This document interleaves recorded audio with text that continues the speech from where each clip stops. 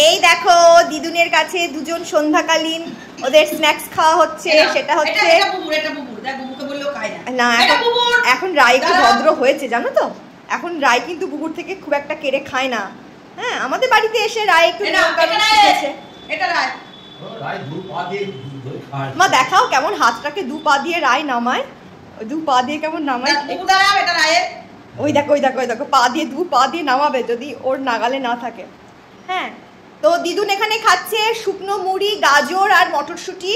তো আমার রায় আর বুবু সেখান থেকেই দিদুনের থেকেই ওরা সন্ধ্যাতে খায়, কোনোদিন ডগ বিক্কু খায়, কোনোদিন ব্রিটানিয়া বিক্কু, কোনোদিন ছানা।